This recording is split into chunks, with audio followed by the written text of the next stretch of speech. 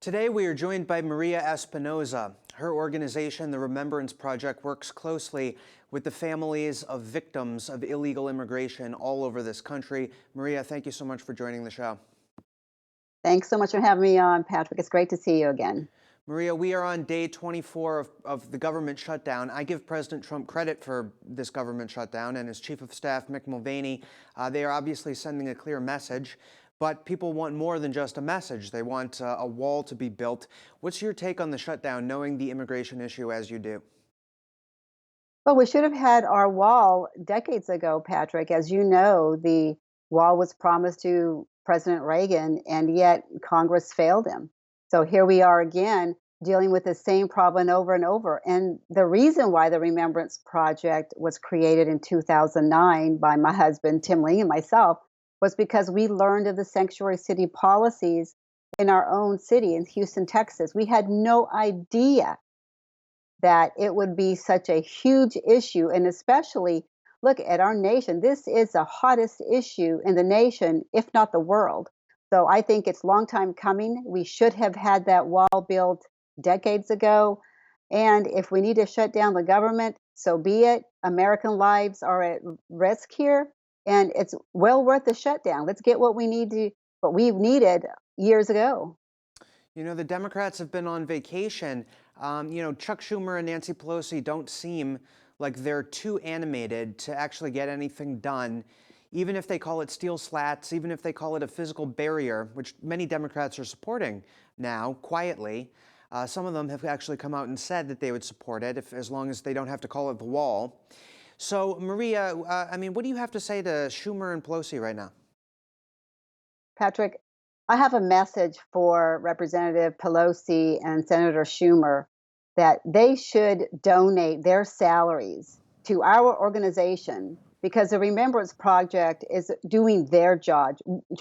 We're the ones who are working hard to keep Americans safe in this country. They are not. Wow. Well, I hope that they, live up to that challenge. I hope that they think about doing the right thing. It doesn't seem like it because they can't even allocate the $5.7 billion in federal spending to go for the wall, which means President Trump is probably going to have to do this by declaring a national emergency. Maria, he spoke in his Oval Office address about the human cost of this crisis all over the country for so many people. You work directly with families who have been impacted by that. How has that work affected you? And, what are these families saying right now as President Trump tries to get a border wall? This has been an extremely difficult year for our families. They feel re victimized, Patrick, because of all the media, as we now know, the fake news. And, the fake news is one reason why we created the Stolen Lives Quilt banners in order to be a voice for the victims who were killed by illegal aliens. Because we realized very early on that the fake news, the mainstream media, was not carrying these stories, certainly not making national headlines, but back to the families. We have a chaplain coalition and a crisis intervention coalition that we work with in order to provide the services that the families or outsource the services rather that the families might need and that they're not getting. And especially during the summer, and it continues to this day, where the attention is on the illegal aliens who place their children, their families in harm's way. If it had been a citizen to place their children in harm's way and neglect them as these foreigners have, we certainly would be prosecuted and we would be separated from our children. Our families are permanently separated from their loved ones. And there is no comparison in what this media is doing in victimizing our families. There is no comparison in a permanent separation versus a parent who placed their children in harm's way. So this is a very difficult time for our angel families. It's a disgrace what's going on. And, can you talk a little bit about, and I think this is a main reason why the Democrats won't get on board with the wall. Can you talk about the economy, the massive economy that comes in on account of heroin?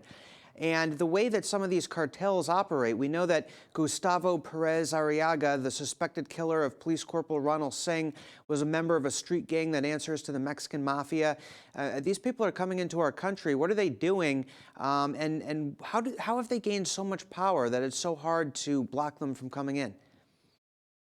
Well, first and foremost, the entire southern border is owned by the cartels. So anyone having anything to do with crossing illegally or otherwise, they're illegally, let's put it there, they have to deal with the cartels. These coyotes deal with the cartels.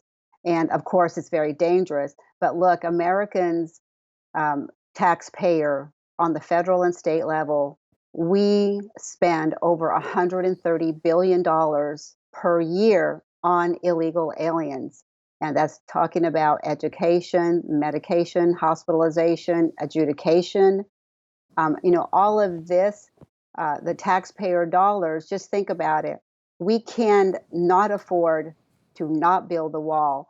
President Trump is asking for just over 5 billion. Look, it'll take 25 billion to be done with this issue and not having to pour all this money into the look at the opioid crisis. Number one, that's over 100 billion, $190 billion, and that was back in 2011.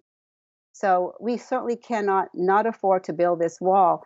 And the repercussions of all not this is not even talking about the mini mom and pop shops that are going out of business, the small businesses that can no longer compete with an illegal alien workforce. We know small business owners who have basically gone out of business because other competing companies hire illegal aliens, and these illegal aliens live about 10 men to one apartment. That is not the American standard of living, and yet nothing is done here. We have to, of course, build the wall. We need to mandate e-verify all the way down to the contract worker, that I-9 worker. That is a way that companies get away with hiring illegal aliens because they're not considered officially as employees.